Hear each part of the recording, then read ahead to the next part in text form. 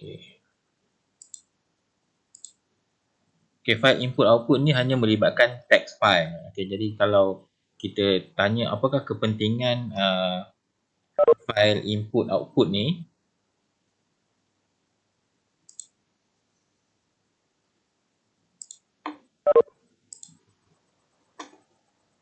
okay, kepentingan input output. Okay. Selama ni kita cuma berdepan dengan masalah-masalah yang dia punya input dia kecil. Contohnya macam kita nak buat matrik pun matrik 3x3. So kita boleh declare terus dalam programming, tak ada masalah. Tapi yang menjadi masalah yang nanti bila kita dah kita cuba selesaikan problem yang agak besar saiz, contohnya macam matrik 10x10 ataupun 3 dimensional matrix. Contohnya 10x10x10, maksudnya ada berapa input, ada 1000 input. Takkanlah 1000 input tu kita nak tulis semua dalam kita punya source code. Jadi source code kita nanti semua akan akan ada input je sampai 1000 line kan. Jadi belum bekerja lagi. Jadi adalah lebih efisien kalau kita masukkan input tersebut ataupun kita letak input di file yang lain. Biasanya kalau kita akan guna text file lah, file.txt ke ataupun apa-apa file yang kita boleh recognize sebagai input. Kadang kalau tengok dalam buku dia guna .in, tapi .in ni macam pelik sikit lah, jarang kita guna. Tapi kalau kita pakai .txt, biasa kita boleh open guna notepad ataupun wordpad. Okay, sama juga macam output. Okay, itu input. Output pun penting juga sebab bila kita melibatkan calculation yang panjang, contohnya kita buat iteration tu melibatkan 1000 iteration. Takkan kita nak display semua ke dekat screen hitam putih kita tu kan, jadi kena scroll. Jadi adalah lebih baik kalau kita save semua input tu ke dalam satu text file, jadi kita boleh tengok dalam external file lebih mudah lah. Jadi untuk menggunakan input output, input text lah. Text kita perlu declare satu pointer iaitu ifstream untuk input dan ofstream untuk output. Jadi kalau tengok sini untuk input ifstream IFP. IFP ini adalah objek lah ataupun variable. Jadi ini boleh jadi sebarang nama yang kamu suka lah. Kalau ifstream input pun boleh juga. Jadi input tu adalah satu variable. Jadi sini IFP adalah variable. Ini adalah nampak declare an input pointer. Jadi IFP jadi kita declare IFP ni sebagai variable untuk handle file input sebagai ifstream.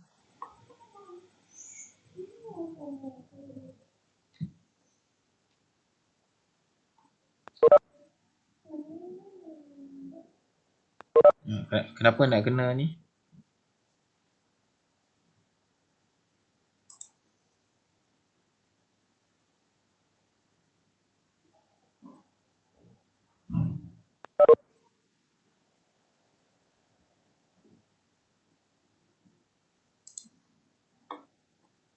Okay, kita tekan ke apa?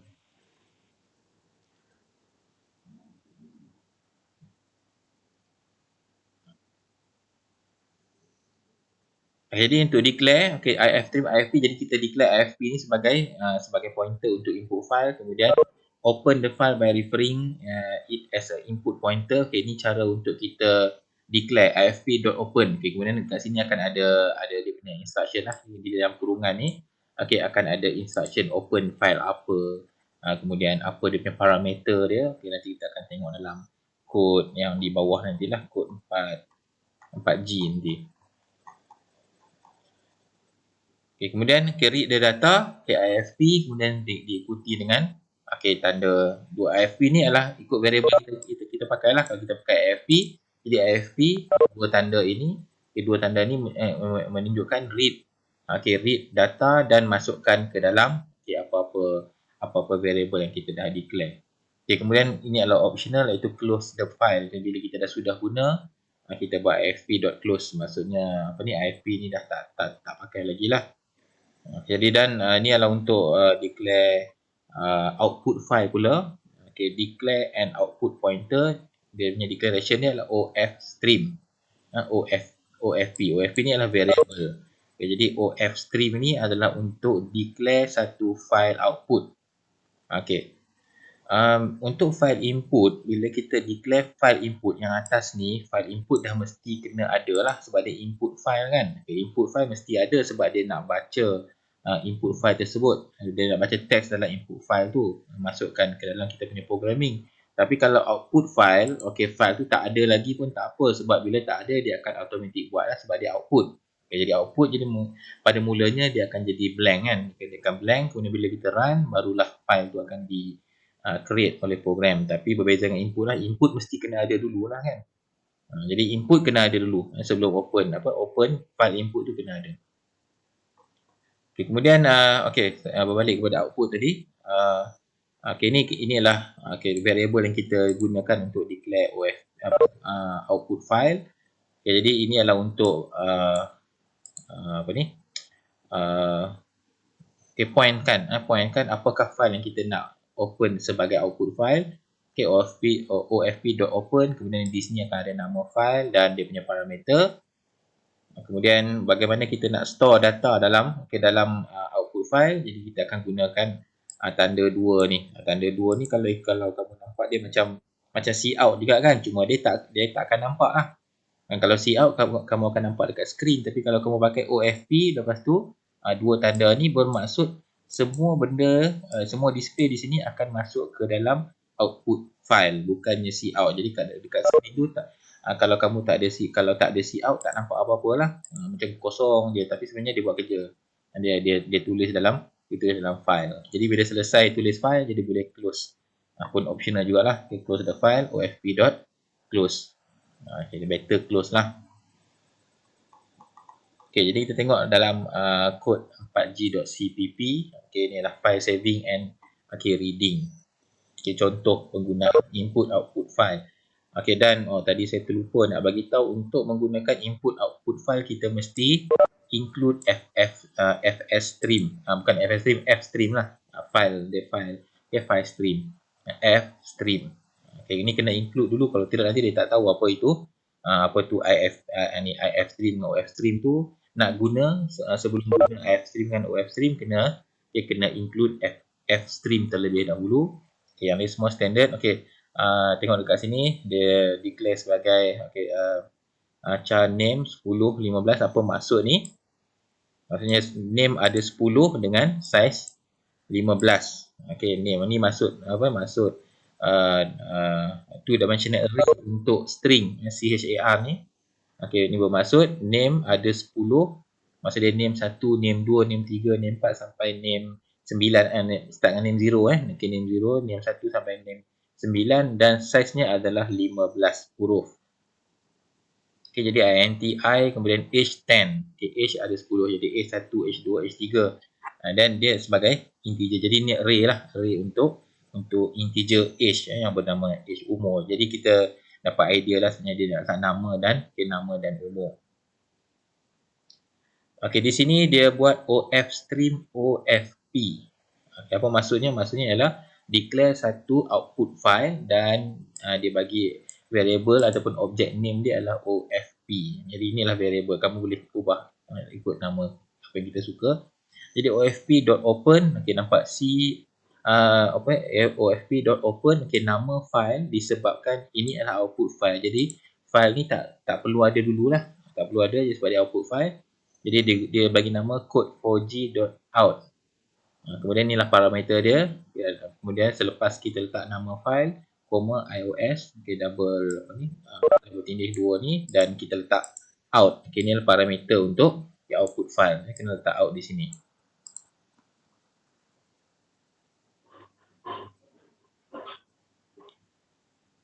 Okey, ada apa-apa nak tanya? Kakak ni?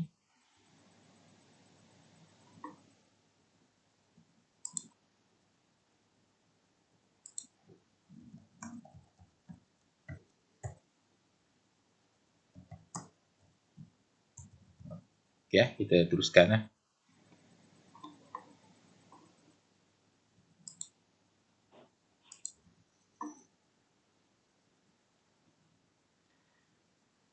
Okey, kemudian kita tengok apa yang dia buat berikutnya, strcpy. Okey, ini dalam string dulu kan, dalam penggunaan string copy. Ini pun kelas yang saya bagi dalam PDF file tu kan. Jadi kena tengok balik lah. Okey, jadi name 1 Ahmad. Jadi name 1 akan masukkan Ahmad, jadi Ahmad akan masuk dalam name 1. Kemudian age 1 adalah 25. Okey, dan berikutnya lah sampai berikutnya, jadi name 2 akan masuk Joseph, kemudian age 2 32 dan sampailah name 4 Shazli dengan age 4 sama dengan 30. Okay, jadi kita tengok kemudian next. Okay, nampak di sini dia tak ada display apa-apa dia tak ada, dia cuma masukkan arahan. Ini adalah untuk masukkan Ahmad dalam name 1, masukkan Joseph dalam name 2, masukkan Azhar dalam name 3, masukkan Shazli ke dalam name 4. Okay, dia tak ada apa-apa output dekat screen. Okay, kemudian ada loop for di sini. Okay, for I from 1 to 4. Okay, nampak dia guna OFP. Bukannya OFP ni bermaksud okay, bukan bermaksud lah. OFP ni sebab dia refer pada objek. OFP ni adalah open C code 4G.out. Okay, jadi maksudnya dia akan open code 4G.out ni dah untuk output. Jadi name 1 ni akan masuk ke dalam OFP. Jadi kalau tengok sini, kalau kita tengok ketika I sama dengan 1, jadi name 1 dia akan refer. Apakah name 1? Name 1 adalah Ahmad. Jadi Ahmad akan masuk dalam OFP. Jadi OFP code for 4G.out tu akan keluar Ahmad dalam tu. Tapi tak nampak lagi lah. Kena buka nanti. Jadi Ahmad akan masuk dalam file. Kemudian di sini tab. Jadi tab ni pun akan, sebab dia akan refer pada OFP. Jadi tab ni walaupun kita buat tab, jadi dalam code 4G.out tu akan ada tab. Kemudian age 1 lah. Age 1 sama dengan 25. Jadi nilai 25 akan masuk di sini. Jadi kita boleh bayangkan lah dalam file nanti akan ada Ahmad, lepas tu ada tab sedikit, lepas tu dengan nilai 25, kemudian ada end line. Jadi end line ni pun akan berlaku dalam output file. Okay, dalam output file nanti pun akan ada baris baru lah. Okay, kemudian bila I sama dengan 2, okay, lagi sekali OFP. Dia jumpa lagi OFP name 2. Name 2 adalah Joseph. Tapi dia akan buat line baru lah sebab tadi dia jumpa end line kan. Okay, jadi line yang kedua dia akan jadi Joseph. Kemudian age 32. Dia sebenarnya paparkan balik semula lah semua ni. Tapi bukan paparkan dekat screen right. Tapi dia print ke dalam code 4G.out ni. Okay, dan bila dah selesai, kita tutup file tu ofp.close. Okay, jadi saya rasa saya tak mau run kod ni kan, sebab saya kod 4 kamu dah download saya dah masa dia sama ada dalam e-learning ataupun dalam WhatsApp kamu dah dapat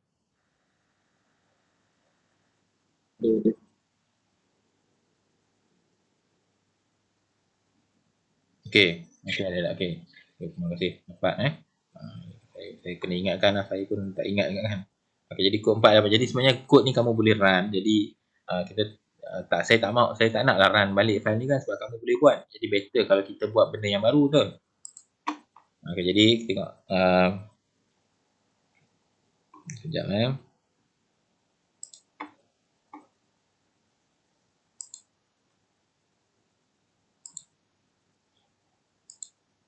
Okey, jadi lebih baik kalau kita buat yang baru. Okey, yang ni. Okey, ni saya punya kita punya programming editor lah.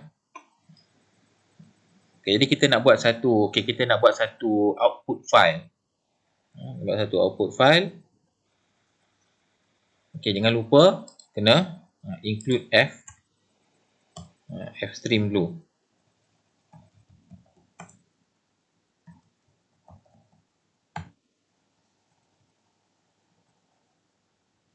Okay, jadi katalah saya nak buat contoh mudah lah, kita nak buat matrik 2x2 sudah lah matrik 2x2. Jadi sebagai contoh lah kan 2x2. Jadi saya buat kat sini define n 3 lah. Okay, jadi saya declare satu matrik A, okay, N int A and N. Masih ada A 3 sebab kita nak pakai A1 A cos apa A11 A12 A21 dengan A22 kan. Jadi saya declare sebagai N3 lah. Okay, jadi saya just masukkan je nilai. Jadi A11 okay.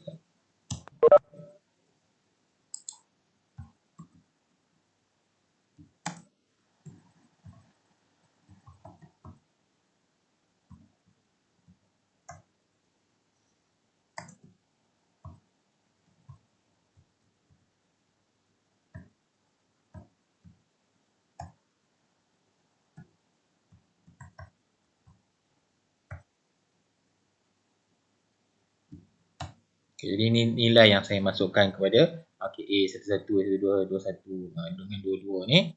Okay. Okay, kemudian saya nak declare satu pointer output file.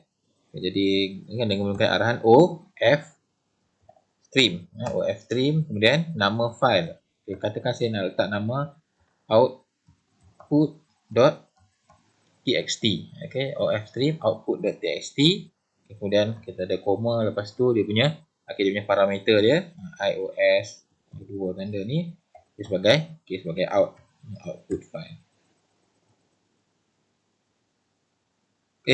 Apa yang saya buat ni kan, salah pula. Stream dia punya nama dia dulu. Stream saya letak out.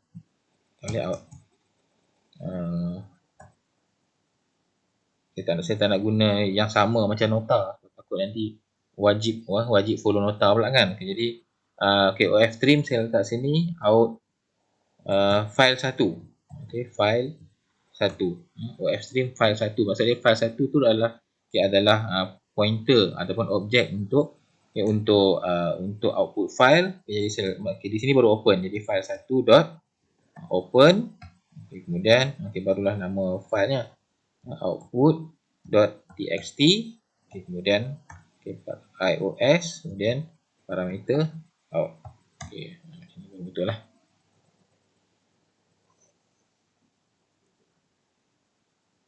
Jadi sekarang ni saya guna pointer untuk output file tu, saya guna file 1, file 1 ni.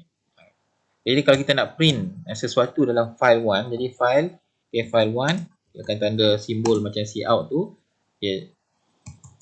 Apa benda ni, kita buatlah loop dulu kan. Jadi for int i equal to 1, i less than equal to 2 lah.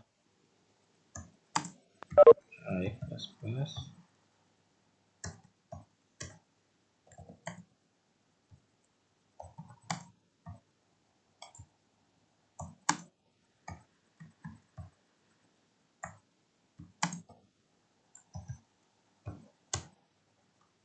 Okay, di sini.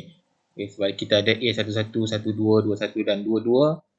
Jadi di sini saya akan buat dia punya output ke dalam file. Jadi baru boleh guna file 1. Kemudian masukkan apa? aij.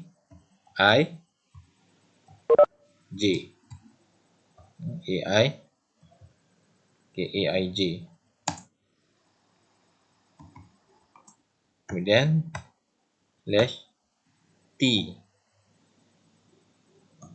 Ingat lagi tak macam mana nak display matrik? Kita dah buat dalam kelas dulu kan, 2 bulan lepas kan. Macam nak display matrik mula-mula. Dalam loop J di sini kita akan buat /t sebab dia tab kan, dia jadi ada ruang. Kemudian di luar loop J ni kita akan letak baris baru. Jadi di sini akan ada file 1, kemudian nl. Ni kena refer balik lah. Dulu kita buat contoh untuk matrix kan. Jadi file n. Jadi maksudnya apa ni? Maksudnya bila I sama dengan 1, J sama dengan 1, dia akan jadi A11 akan masuk dalam file 1. Jadi 1 lah. Nombor 3 ni kemudian dia akan jumpa slash tab, jadi selepas 3 akan ada ruang sikit, kemudian bila J sama dengan 2, A12 kosong, jadi 3, kemudian ada ruang sikit kosong, lepas tu bila dia keluar daripada loop J, dia jumpa end line. Okay, maksud dia selepas dia display 3, selepas dia pilih kosong, dia akan pergi ke line, line baru lah. Okay, line baru, dan untuk display nilai 2, 1 dan 2, 2. Okay, dan line baru lagi sekali. Okay, kemudian kita follow je lah the rule. Selepas kita open, bila dah habis guna, kita close. Jadi file 1 dot close.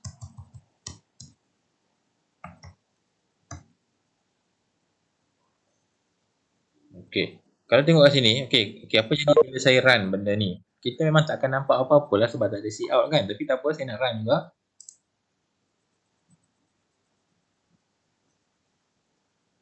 Okay, dia punya input dia tu blank, tak ada apa-apa, kosong lah kan. Okay, kosong. Dia punya output. Boleh nampak kan dia punya output filenya sekali, yang output dia ni. Nampak kelabu. Nampak kelabu.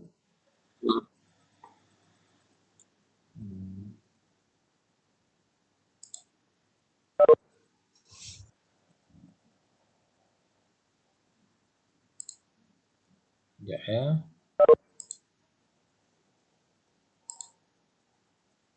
Okay, macam ni. Nampak dia punya output dia. Okay, nampak kan? Dia sebab dia setiap kali dia buka Windows baru, dia tak akan benarkan kita tengok lah kan. Jadi saya kena set kan, nak tengok Windows ni, jadi kalau kelabu tu kena beritahu saya saya semua nampak. Okay, jadi dia punya output dia memang kosong lah. Kalau tengok ni sebab tak ada cout, tak ada printf kan. Jadi kita balik semula.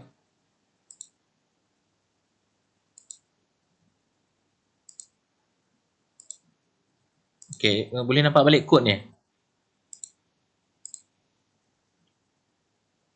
Kodnya boleh nampak balik ke ataupun dia jadi kelabu balik? Okay, boleh.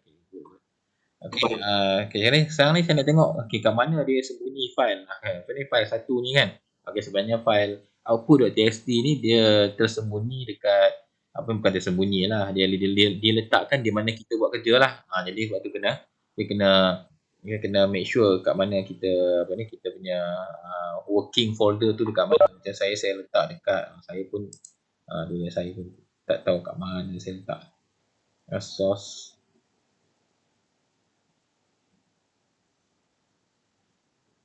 Okay, user, itulah nampak jadi masalah lah sebab saya dah tak setting.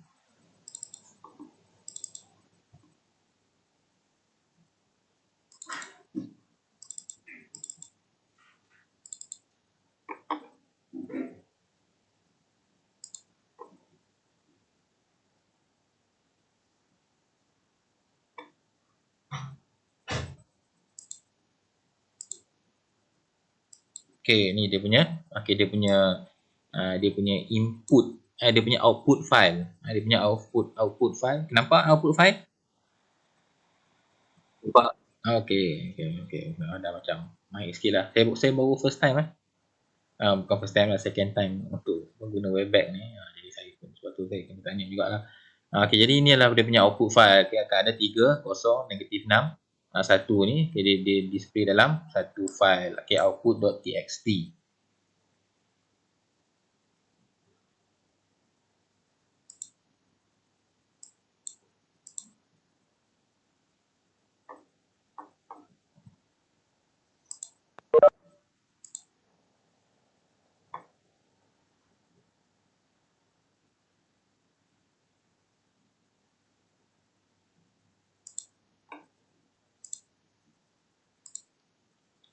Okay, jadi setakat ni untuk output file ada sebarang pertanyaan untuk output file. Masih ada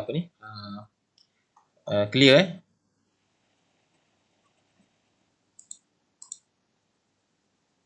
ada okay. Okay, jadi sekarang ni saya tengok input pula. Okey, tadi selesai ya output file, kemudian kita tengok input pula. Okey, bagaimana kita nak read input daripada text file. Okey, jadi berbeza dengan output. Output kita boleh declare file, lepas tu file tu akan automatic program akan buatlah sebagai output kan. Tapi kalau input kita kena terlebih dahulu ada file tersebut lah.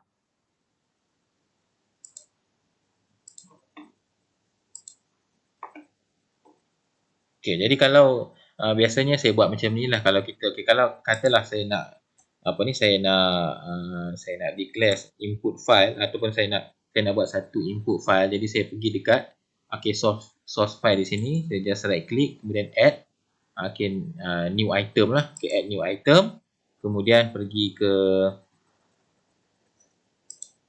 utility. Bila kat utility, kamu akan jumpa di sini text file. Lagi sekali saya ulang balik, padahal apalah, boleh kalau tengok video boleh ulang banyak kali. Right click dekat source file di sini. Add new item. Saya pergi kat utility, kemudian ada text file. Jadi letak nama input file tersebut. Jadi saya letak input .txt, kemudian tekan add. Jadi akan ada input.txt dalam kita punya editor ni lah. Jadi kita boleh masukkan input. Kita katakan sebab kita nak buat matrik 2x2 je kan. Jadi saya masuk nilai yang baru lah. 5, katakan 5, kemudian 9, negatif 8 dan 4. Jadi bagaimana cara nak membezakan input ni? Jadi input ni boleh dibezakan dengan spacebar. Maksudnya bila dia read, bila program read, dia akan jumpa nombor 5, tapi bila dia jumpa spacebar, dia dah kira itu sebagai nilai yang baru lah. Jadi kalau kalau nama ada spacebar tu saya tak tahu lagi.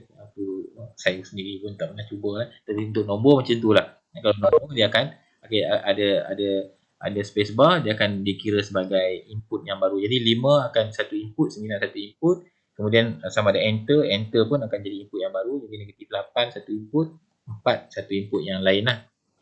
Dan kita kena save dulu. Kalau tak save nanti nilai ni tak akan ada dalam file. Jadi kita save dulu.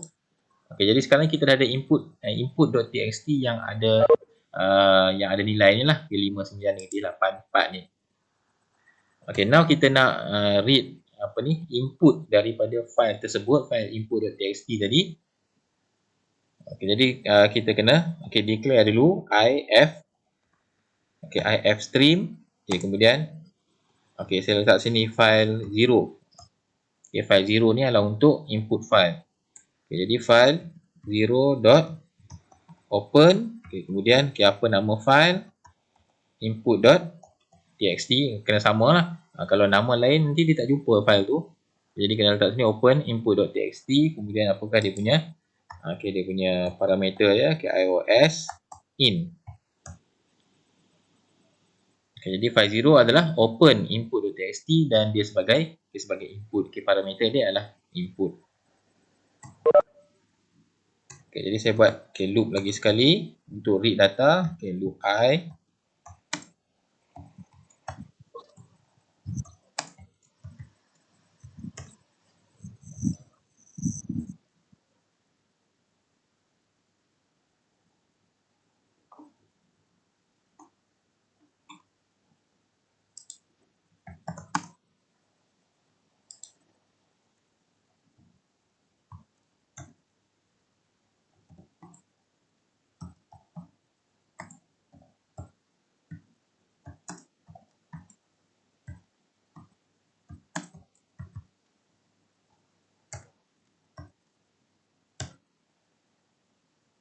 Kita tengok cara dia adalah file 0 kita nak masukkan nilai tersebut jadi file 0, kemudian guna macam cin kan. Macam cin dia ambil input daripada user, tapi sekarang ni inputnya tu adalah file 0. Jadi file 0 kemudian masukkan ke dalam aij.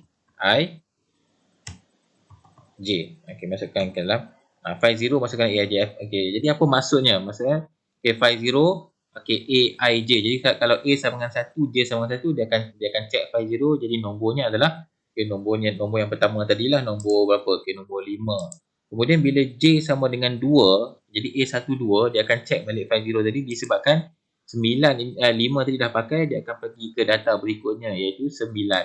Okay, kemudian loop I pula, I sama dengan 2, J sama dengan 1, jadi 21. Dia akan check file 0. 9 dah guna, dia akan pergi ke data berikutnya negatif 8. Dan untuk 22 sama dengan 4. Jadi dah masukkan. Tapi masukkan baru, belum display. Jadi kalau kita nak display, kita boleh guna cout lah. Jadi cout A, I, J. Cout A, I, J. Oh sorry, cout nya tanda salah. Cout ni kan. Cout. Kemudian untuk display matrix kena ada /t tu. Kemudian kena ada line baru dekat sini. Cout and add.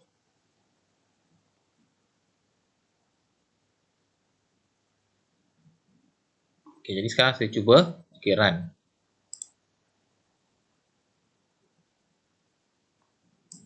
Bila saya run,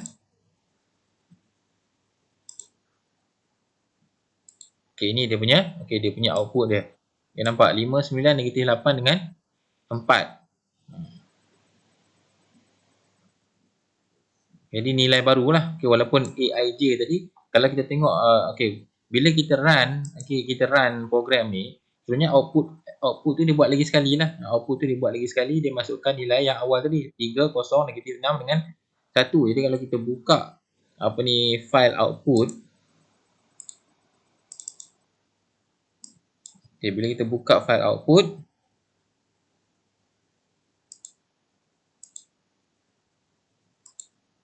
bila kita buka file output, masih lagi 3, 0, negatif 6 dengan 1 sebab nilainya belum lagi kita override kan. Dekat nilai 3, 0, negatif 6, 1 ni dia override dekat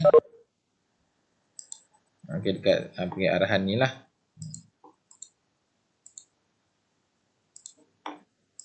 Di sini kan. Di sini dia override kan. Jadi sebab A11 dia masukkan nilai yang baru di sini. Jadi nilai A11 dah kena override lah. Jadi bila dekat output dia akan keluar nilai yang baru, iaitu nilai yang dia read daripada input file. Jadi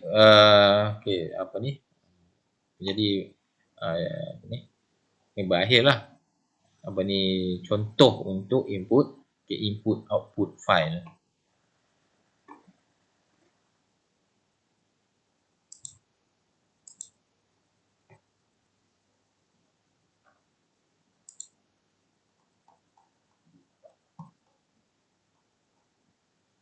Jadi ni apa yang saya buat tadi. Kalau kamu follow nota ni tadi, samalah seperti yang saya buat tadi.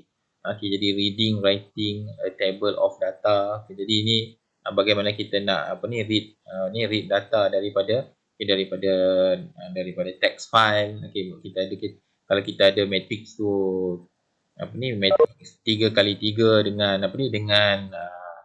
B, ada B di situ. Jadi di sini adalah matrix 3x3 nya. Yang ni adalah matrix B. Sebab apa dia buat macam ni? Jadi kalau kita tengok, ini adalah untuk untuk read data yang data. Kalau kamu ingat balik lah sistem linear equation. Sistem linear equation ni dia untuk solve matrix, untuk solve equation 3x3, dia akan ada X1, X2, X3 dan B1 kan. X2, kemudian ada ini X1, ini X1, ini X2, ini X3, kemudian inilah B1. Ini nilai untuk line yang kedua atau untuk persamaan yang kedua, inilah B2. Jadi kalau kita nak read data, kalau kita tengok kat sini, nampak AFP AIJ, kemudian AFP BI. Sebab mula-mula dia akan pergi ke A11, lepas tu A12, A13, tapi B cuma ada B1 je kan. Kemudian kalau untuk equation yang kedua dia akan ada A21, A22, A23, kemudian B cuma ada 2 je. Okey, jadi mungkin sebab kalau ada pen ni saya dah boleh tulis dah ni, tapi sebab saya tak ada pen, mungkin kamu tak nampak apa yang nak dia cuba buat ni kan. Okay, kenapa nanti saya akan tuliskan dan scan ke ataupun attach ke WhatsApp bagaimana kita kalau kita nak read data yang melibatkan equation solving system of linear equation. Jadi ni dia punya code dia. Okay, ataupun kamu boleh tengok kod 4H kod 4H .cpp. Okay, boleh run kod ni dan cuba fahamkan apa yang kod 4H ni cuba buat. Okay, sebenarnya apa yang kod 4H ni buat sama seperti yang saya buat tadi lah untuk matrik 2x2, cuma yang ni dia lebihkan sikit dia punya input file. Okay, jadi kod 4h.in pun dia bagi mana dia. Okay, dia tak bagi kod 4. Okey, mungkin boleh tengok dalam folder kod tu, dia akan bagi dia punya kod 4h.in. Okey, jadi berakhir untuk input output file. Okey, jadi saya nak dapatkan feedback. Faham tak untuk input output file? Yes. Ada soalan dekat situ, nanti saya akan letak kat YouTube. Yes, saya record ni, lepas tu saya akan upload ke YouTube. Okay, jangan risau, boleh tengok balik. Tapi tak semestinya kamu boleh tak datang kerja, tak tengok. Inilah kelas kan. Kalau betul-betul ada kehuzuran, mungkin boleh lah tak masuk kelas meeting ni. Ada soalan tak berkenaan dengan input output file? Okay, boleh cubalah kan. Memang kena buat sendiri banyak lah disebabkan kelas macam ni kan. Memang kena depend on diri sendiri lah. Jadi buat latihan, bila ada persoalan boleh tanya dekat grup WhatsApp yang saya buat tu, kelas online tu penting sebab benda tu nanti saya nak buat report nanti. Jadi kalau grup WhatsApp yang saya buat tu sebagai bukti yang kita ada kelas, kita ada perbincangan. Jadi kalau ada perbincangan, ada persoalan boleh tanya dalam grup WhatsApp yang saya buat tu. Yes, parameter dia memang iOS 2 notah bertindih tu. Dia in dengan out je yang kat belakang tu. Kalau in untuk input file, out untuk output file. Okay, cuma yang tu variable tu kena bezakan lah, sebab dalam nota dia guna IFP, OFP. Sebenarnya dia lebih bagus lah kan, sebab dia guna IFP. IFP tu adalah input file pointer. Jadi lebih sesuai lah nama dia macam tu. Tapi sebenarnya itu hanyalah variable. Kalau kamu nak letak nama lain pun boleh. Okay, ada soalan lain?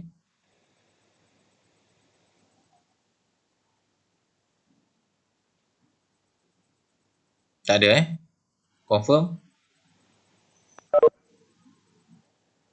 Okay, kalau mungkin tak ada. Okay, mungkin untuk kelas pertama ni semua dah mengantuk kot kelas pukul 10 malam kan. Okay, jadi insyaAllah lepas ni kita akan cuba buat kelas pada siang hari lah. Kita akan bincangkan semula waktu-waktu yang sesuai, yang di siang hari. Sebenarnya malam pun okey jugalah bagi saya lah. Okay, next kelas kita akan setkan kemudian lah, Ahad ke Isnin nanti. Dan kita akan pergi ke, tak salah saya, structure. Structure ni pun satu benda yang menarik jugalah. Jadi sebagai introduction, structure ni adalah bila kita nak buat satu parameter, tapi parameter tu tak ada dalam programming. Contohnya macam kita nak declare coordinate, tapi coordinate mana ada dalam programming kan. Isnin petang session kami ada test. Tak apalah, yang ada test lah kan. Jadi kita buat lepas tu lah, Isnin ke Selasa ke, itulah. Kita akan cari, jangan risau kita akan cari waktu yang betul-betul free semua. Kalau tak jumpa waktu siang, kita guna waktu malam macam ni lah. Nampak? Saya memang lebih suka malam macam ni lah, tak ada gangguan. Kalau siang-siang nanti nampak anak saya kat belakang, semua cukup.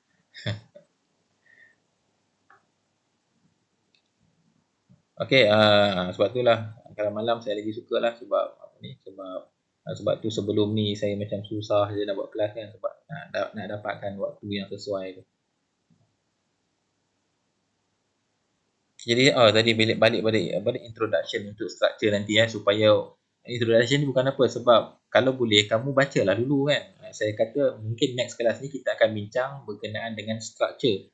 Chapter 5 dah lah, chapter 4 dah habis ni. Sebab dalam chapter 4 yang terakhir dalam sub chapter yang terakhir tu adalah dynamic memory allocation. Dynamic memory allocation memang kita skip sebab dia dah tak relevan lagi dalam dunia sekarang. Sebab dynamic memory allocation ni dia lebih pada untuk menjimatkan memori. Zaman dulu buat programming memori komputer 16 MB, 30 MB. Megabyte tau, bukannya gigabyte kita sekarang. Megabyte. Jadi bila run 8 MB diperlukan. Jadi maksudnya 25% daripada komputer memori digunakan untuk run program yang simple. Jadi memori tu critical. Jadi sebab tu ada dynamic memory allocation. Jadi sekarang ni dynamic memory allocation dah pun tak relevan. Jadi kita skip chapter tu. Subchapter chapter 4 yang terakhir. Jadi next class kita akan pergi ke chapter 5 iaitu structure dan penggunaan array. Jadi structure ni saya bagi idea terlebih dahulu apakah structure supaya kamu boleh, bila kamu baca kamu boleh faham sedikitlah, bila saya buat kelas kamu bila tengok kod terus boleh faham kan. Jadi structure ni adalah kita nak define sesuatu yang belum ada dalam programming tapi menggunakan parameters ataupun jenis-jenis yang ada dalam programming. Contohnya macam saya cakap tadi, koordinat. Dalam matematik kita ada koordinat X dan Y, tapi kita tak boleh nak declare koordinat tu dalam programming. Maksudnya tak ada cara. Kita tak boleh buat double X dan double Y. Kalau boleh kita nak koordinat tu macam koordinat P kan. Kalau kita nak declare, kita declare P sebagai koordinat. Dalam P ada X dan Y. Macam itulah. Ataupun dalam P ada X, Y dan Z. Maksud dalam P tu ada 3, tapi X, Y, Z tu adalah double, betul? Sebab X, Y, Z merupakan satu nombor. Tetapi kita nak groupkan sebab dia adalah koordinat. Dia mesti ada elemen X, elemen Y dan elemen Z. Okey, sama juga macam lagi kalau kita ada complex number. Complex number pun ada dua elemen dalam complex number, iaitu real part dengan imaginary part. Kalau boleh bila kita declare sebagai complex number, kita nak dia satu variable complex number. Jadi kita nak satu complex A, maksudnya A tu adalah nombor kompleks. Jadi itu maksud structure. Jadi kita nak gabungkan satu parameter yang dalam parameter tersebut ada parameter-parameter yang lain. Jadi itu introduction untuk structure. Untuk next class yang kita akan bincangkan bila kita akan buat. Jadi untuk malam ni, terima kasih semua kerana ada tadi sampai participant 70. Kira sangat merangsangkan lah kan. Kelas pertama dah boleh sampai 70 orang. Masa dia gabung section 1 dengan section 2 sepatutnya semua 76. Okay, jadi adalah yang tak yang ada mungkin ada halangan lah. Okey. Ada yang mesej saya yang tak dapat join pun tak apa. Yang bagi tahu baguslah. Nanti boleh tengok file dalam YouTube. Jadi sebelum kita mengakhir kelas pada malam ni, lagi sekali saya nak tanya, ada soalan? Tak ada? Okey, kalau tak ada, maka kita tamatkan kelas pada malam ni. Terima kasih kepada semua.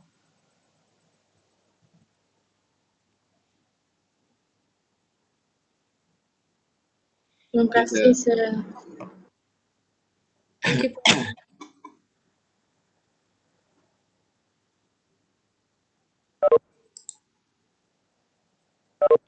Okay, Sarah.